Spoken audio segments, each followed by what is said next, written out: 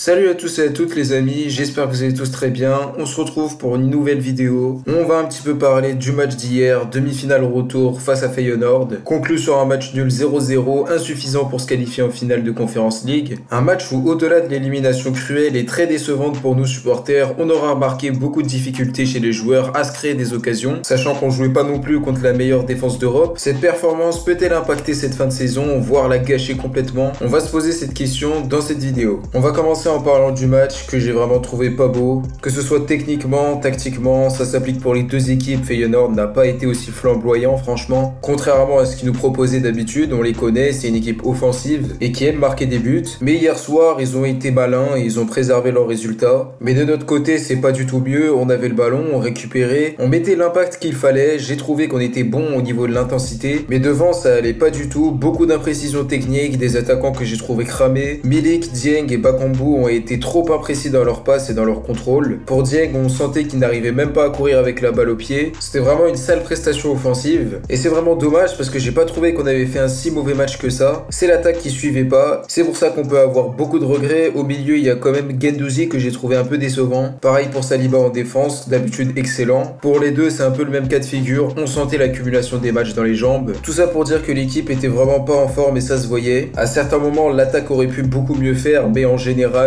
c'est un peu tout le monde qui a été fatigué. On n'a jamais su enflammer ce match comme on aurait dû le faire depuis le début de la confrontation. Il n'y a pas grand chose à tirer de cette rencontre, ne serait-ce que les joueurs étaient fatigués et qu'ils étaient donc incapables d'espérer quoi que ce soit. Même si selon moi, la faute revient surtout à l'attaque qui aura été inefficace et même à certains moments carrément inexistante. À part ça, pour les milieux et les défenseurs, on sentait qu'ils faisaient de leur mieux. Ils ont tiré la langue, mais ils ont quand même délivré une prestation correcte et c'est donc bel et bien au niveau de l'attaque qu'on peut avoir beaucoup de regrets. Et maintenant, ça commence à faire peur certains supporters qui s'inquiètent pour le championnat. C'est à juste titre, faut dire qu'on n'est plus qu'à 3 points de raid après cette lourde défaite face à Lyon. Ça sent pas bon, on s'inquiète au vu du niveau physique des joueurs, d'autant plus que Payet et Harit se sont blessés, les deux joueurs les plus techniques et assurément les plus importants. Pas d'Alvaro ou de Balerdi pour faire tourner en défense. Le deuxième, c'est une blessure, ça y a pas de souci. Mais le premier, en ce qui concerne Alvaro, on va le regretter et ça je le sens. Et comme je vous l'ai dit, on l'a vu hier, Saliba a eu beaucoup de mal. Ça aurait été bien qu'on ait un Alvaro pour faire tourner, même si ça c'est un autre sujet. On joue dès dimanche en plus contre Lorient, un adversaire qui pourrait paraître facile à vaincre sur le papier, mais qui joue sa survie en Ligue 1. Et je peux vous assurer que le match ne sera pas simple du tout. Il nous reste en gros 3 finales où l'équipe va devoir se donner à fond puisque le calcul il est simple. Notre avenir est entre nos mains. Et c'est bien toute la saison qui pourrait y passer si jamais on n'est pas au niveau. Forcément l'équipe aura beaucoup de pression, mais va devoir faire avec. De notre côté, les supporters, on se doit d'encourager le club jusqu'au bout. Quand j'en vois certains qui s'inquiètent et qui ne voient plus l'OM sur le podium, je trouve que c'est pas du tout une bonne mentalité, puisque malgré les différentes désillusions, les joueurs ont besoin de notre soutien. Je demande du respect envers eux et tout le travail qu'ils ont fait depuis le début. Ils méritent cette deuxième place, ils nous ont fait kiffer durant toute la saison,